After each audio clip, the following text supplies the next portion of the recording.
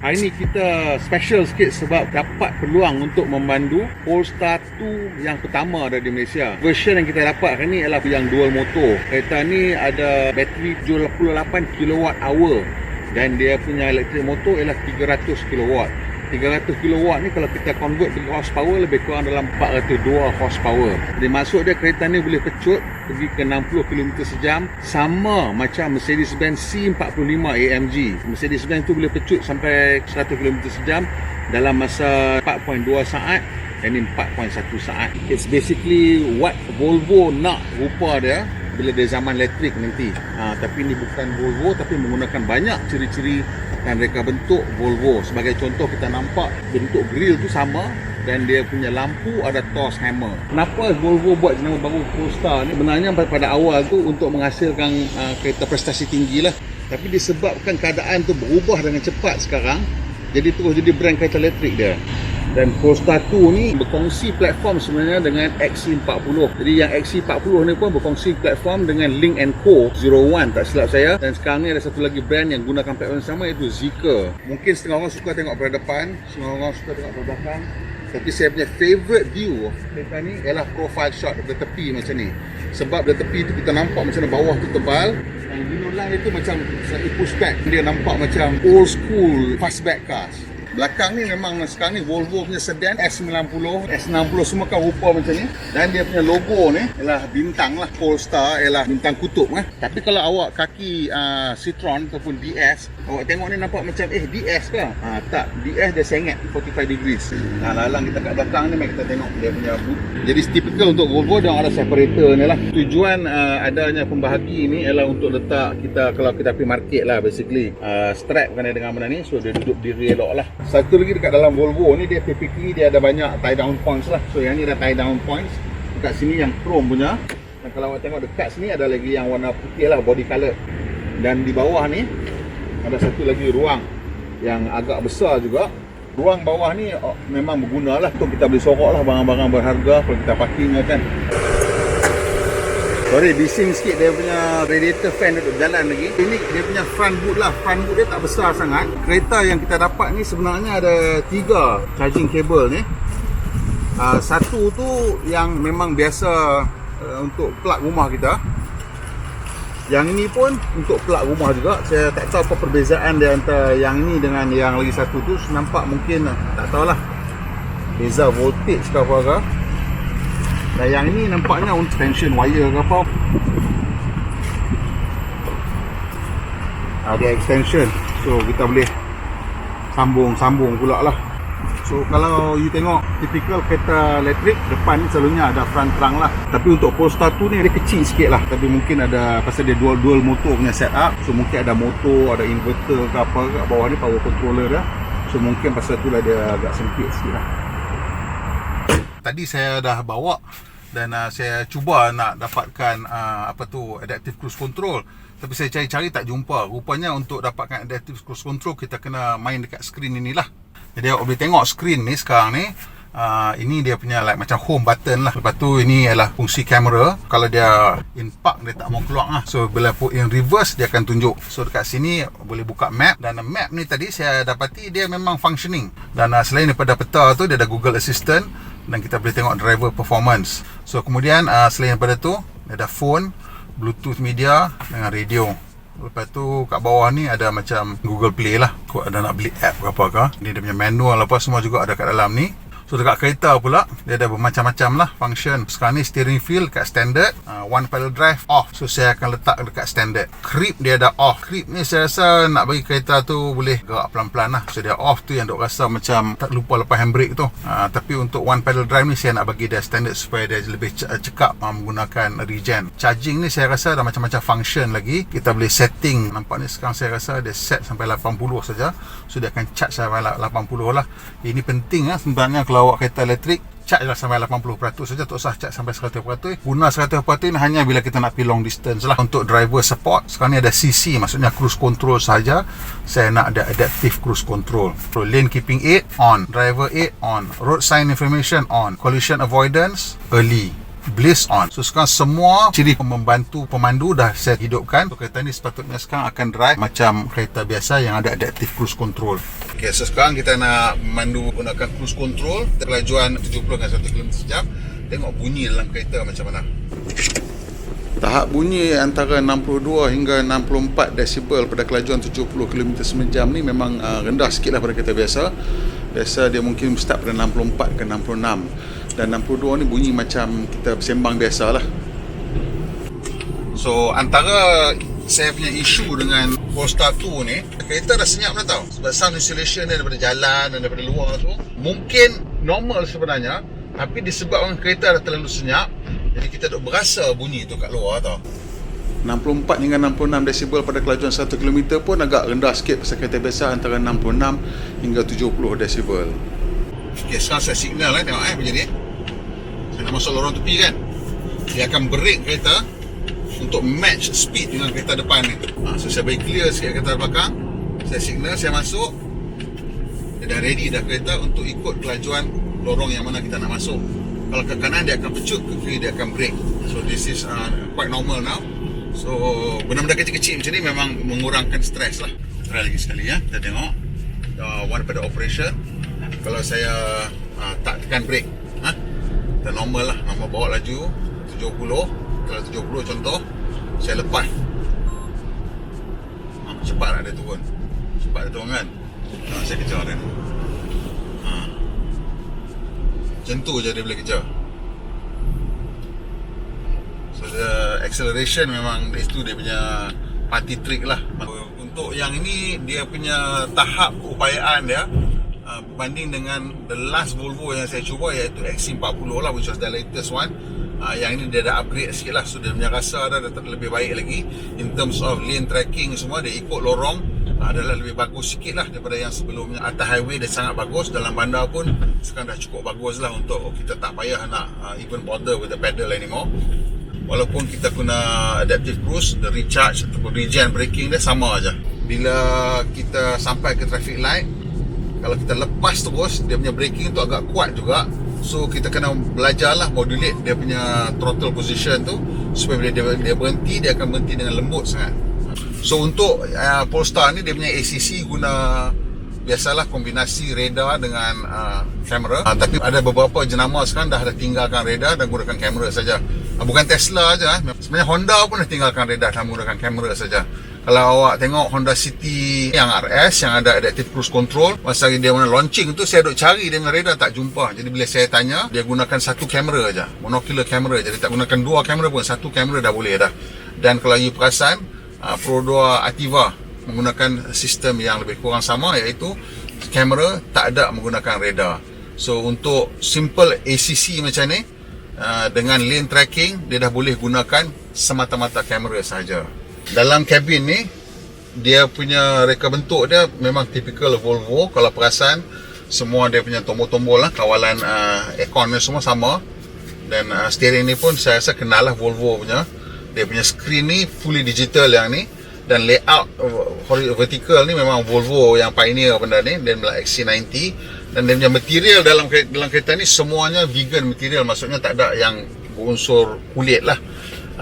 Dan fabric tempat duduk ni menggunakan recycle plastik botol. Skrin besar ni biasalah, saya tak berapa kenan pasal nampak cap jari ya.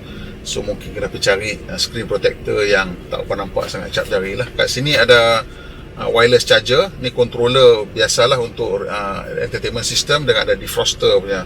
Lepas tu dia punya aircon, van kat tengah-tengah tu berada di atas, pasal tak boleh letak kat tepi ya. So yang basically yang atas ni aircon ni untuk tolak pergi ke belakang tu lah, untuk orang belakang. Sekarang ni saya dah tak perasan dah yang ada matahari ataupun bumbung ni terbuka kaca, memang dah tak perasan lah. Bumbung kaca ni memang best lah. Tapi kat Malaysia ni mungkin orang kata asal macam panas. Memang ada rasa sikit lah bahang tu masa kalau hari tengah terik. Tapi macam time macam ni, kita dah aircon semua dah jalan, tak berasa pun bahang ni. Bila saya mula dapat kereta ni, benda yang saya kena ingatkan diri saya ialah dia punya power dia macam C45 AMG. Jangan tekan minyak banyak sangat. Pasal mula-mula tu nak keluar daripada showroom, saya pun dekat depan jalan sibuk sikit, saya tekan lah nak habis. Memang dia pergi tu kali pertama tu kita terkejut lah. Jadi lepas pada tu kita dah tahu dah, oh okey, dia punya throttle macam ni. Kita kena bawa macam kita bawa C45 AMG lah. Maksudnya dekat kawasan rumah tu memang tak boleh tekan lah throttle. Dia pace lagi, terlalu laju, tak boleh nak kontrol. Kita boleh charge di rumah dan kita boleh charge dekat luar lah. Ni awak tengok sikit footage saya charge kat rumah, berapa dia punya speed. Kalau kita beli kereta ni dan kita tak pasang like proper wall charger untuk rumah, untuk kereta, kita akan pakai soket biasa lah yang kat rumah kita. Dan kita buka benda ni, dah cocok kat wall socket sana, dan kita masukkan kat sini. Dah hijau tu, dan ni dia tengah charging lah tu. Sekarang kita tengok kat dalam dia tarik berapa amp. Sekarang ni dia tunjuk kata dia punya charging rate ya, ialah, dan tiap-tiap jam saya charge saya dapat 6 km. So which means that this charging at about the rate of 1 kWh lah. Sekarang lepas kita pergi ambil gambar luar semua kereta, saya nak pergi charge dia kejap dekat showroom yang ada fast charger. Kita nak tengok kadar charge dia macam mana lah. Saya nak charge balik pergi ke 80%. Sekarang ni dalam 44-45% lah. So kalau kita memandu sebenarnya untuk jarak jauh, 44% kita jangan charge dulu lah. Kita bagi dia turun sampai ke 20% ataupun bawah sikit, baru dia boleh charge laju. Sebab fast charger ni dia memerlukan bateri yang kosong lah, baru dia boleh pump masuk. Bila bateri tu dah banyak sikit, nanti dia start to slow down dah.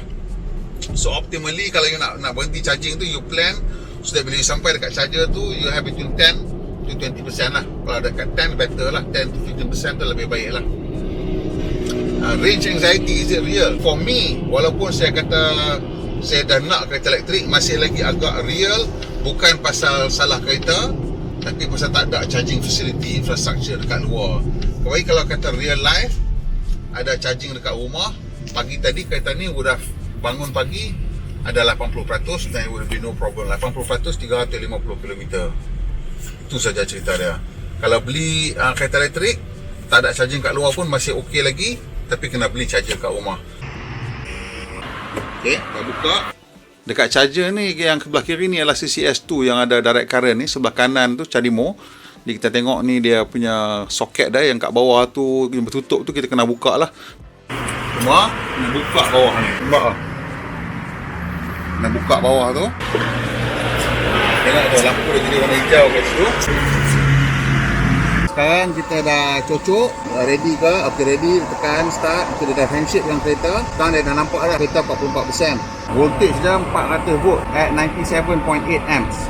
39.4 kilowatt power dia duk tembak. So kat sini dia cakap range yang dia tengah tambah ni ialah 1 jam kalau kita duduk sini kita dapat 194 km lah. Kita duk charging ni, kenapa sampai 80%? Dia sama macam bateri phone kita. Selalu dia cakap jangan charge sampai penuh 100%. Kalau boleh sampai 80% nak charge. So untuk kereta dia boleh set kat sini, so you set sampai 80%. Tapi bateri ni dia macam orang juga, kita nak kena ajar dia. Maksudnya tiap-tiap berapa bulan kalau boleh bawa kereta ni sampai dia turun rendah habis, sampai bawah pada 10% lah, maybe dapat 5% ke. And then pergi charge kat rumah kita pun, kita charge bagi penuh sampai 100%. Nak ajar bateri tu supaya dia tak lupa yang dia boleh charge sampai 100%. Anyway, kita start tadi dekat 5.27, 44%. Sekarang dah 5.38, maksudnya 11 minit dah jadi 57. Kita dah naik 13%. Less than 1 minute dia dah naik 1%. Tadi kita tengah charge, tiba-tiba bunyi tendang tau, dia tendang. Dia tunjuk charging slow lah, 1 kilowatt lebih saja. Lepas tu saya tengok tadi kat sini macam limit tadi dah tertolak pergi ke 40%. Tak tahulah kita orang terlanggar ke apa kan, menyebabkan dia terus berhentikan charging lah. Saya dah ingat bateri dah penuh kan.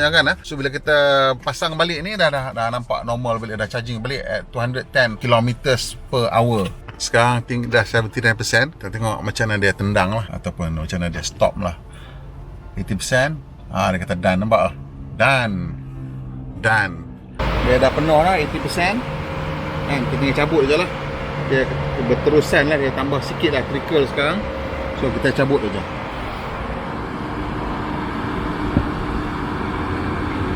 Kena unlock kabel dalam. Cabut lah. So tutup ni. Jadi kalau kita nak tahu, yang bawah ni ialah untuk DC charging. Yang atas tu sebenarnya untuk AC charging kat rumah kita pakai. Tutup balik DC punya port. Jom cak alik bot. Okay, jadi lepas 2 hari kita memandu kereta ni, saya boleh katakan yang saya tak suka lah kereta ni. Saya tak suka pasal dia mahal sangat. Saya nak dan saya tak boleh nak beli. 445,000. Adakah sekarang ni kita sudah sampai masa untuk beli kereta elektrik? Jawapannya ya. Kalau kata charging infrastructure dah banyak dan memang tak ada sebab lagi lah untuk kita beli kereta ICE. Tapi buat masa sekarang ni, dalam keadaan di mana charging infrastructure masih lagi macam tak sudah kat Malaysia ni, dan pihak kerajaan macam tak tahu lah nak pergi ke mana dengan kereta elektrik ni, masih lagi tak faham teknologi ke, masih lagi tak tahu arah tuju nak pergi ke mana ke, kita tak boleh nak beli lagi. Yang ni sekarang ni hanyalah untuk mereka-mereka yang ada duit lebih. Maksudnya kalau awak nak beli kereta yang ketiga, yang keempat, yang kelima, janganlah beli kereta ICE lagi, belilah kereta elektrik. Sebab dia ni memang one level up daripada apa benda pun kereta biasa yang you ada. Tahap bunyi dalam kereta ni senyap, vibration kurang, acceleration macam supercar. Kereta dah perfect. Yang tak perfect ialah infrastructure. Yang tak perfect ialah harga. Kita nak beli tak boleh beli, bukan pasal harga saja. Harga tu satu hal lah. Yang keduanya pasal infrastructure tak cukup. Jadi kereta ni kalau kita guna dalam pekan memang terbaik. Nak pergi jalan jauh nak kena planning sikit. Memang kalau kita setakat memerlukan mungkin 10 kilowatt kan nak tambah kan, which means katalah kita pergi kerja balik kerja 5-60 km, nak tambah balik macam tu top up pakai plug biasa kat rumah boleh. Tapi kalau dah beli kereta 445,000, chances are you akan pasang wall charger dekat rumah lah, yang mana memerlukan mungkin 5-6 jam lah untuk charge kereta ni, daripada 20 sampai 80% ataupun 10 sampai 80%. Verdict dia, zaman elektrik dah sampai dah. Kereta ni tak ada rasa macam tak mature. Pemanduan dia yang pelik cuma bila kelajuan rendah. Macam one pedal operation tu kita dah biasa, dalam masa sehari 2 hari kita akan dapati pemanduan sangat smooth. Pasal kita memang boleh kontrol dengan pedal tu cukup halus, kereta akan berhenti secara lembut sangat. Dan satu lagi yang saya dapati, bila kita pandu kelajuan rendah, kita boleh kontrol dia punya pergerakan tu dengan betul-betul perlahan. Maksudnya kalau kita nak dia gerak 1 cm sesaat pun boleh. Very fine control kita boleh buat dengan kereta ni. So it's a completely different experience daripada kita bawa kereta enjin biasalah. Kalau you pemandu yang tak sensitif, mungkin you akan rasa kereta ni macam benjuk-renjuk sikit lah. Tapi after a while lah, saya rasa praktis 2-3 hari. So score untuk reka bentuk. Reka bentuk ni dia polarizing sikit lah. Kalau you like it, you like it. You don't like it, you don't like it. For me it's okay. I'm a middle ground lah, tak kisah. Design luar saya bagi 7.5. Dalam reka bentuk cabin bila kita masuk, memang it feels very Volvo, and I'm familiar with Volvo and I'm okay with Volvo punya filosofi. It's very neat, kemas design cabin dia. Cuma dia punya center console tu agak besar, which personally untuk saya okay. Sebab nanti kita rasa macam duduk dalam cockpit, because dia punya pintu ataupun metal body part tu tebal, tingkap kecil. Jadi bila saya duduk, saya 5 kaki sebelah, window kat sini. So memang you rasa duduk dalam cocoon. Feels very safe, and that's the whole effect. Cabin pun saya bagi 7.5.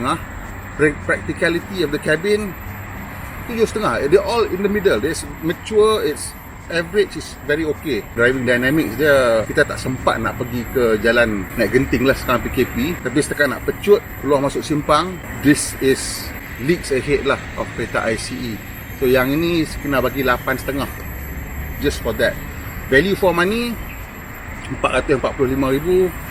Kira value for money dia sama macam beli C63 AMG lah, which I kena bagi 6.5 lah. So overall dia, this is a very desirable car for people yang bernasib baik, ada duit dan tidak memerlukan kereta ini sebagai satu-satunya form of transport. You're so lucky, go and buy one. Go look for an electric car. The next one, kalau you kaki BMW, cakap kat dia, where's the electric car coming? Minta kat dia. You minat Mercedes, cakap kat dia, EQ series mana? Bila nak sampai? You peminat Volvo, tanya dia, XC40 Recharge mana? Polestar mana? Ask all your brand, mana kereta elektrik? Tell the salesman. Pasal salesman, bila kita cakap kat salesman, mungkin you ingat tak ada apa-apa, tapi bila ramai orang beritahu kat salesman tu dia kata, boss, ramai orang minta lah kereta elektrik. Mana kereta elektrik? Saya dia orang nak beli kereta elektrik.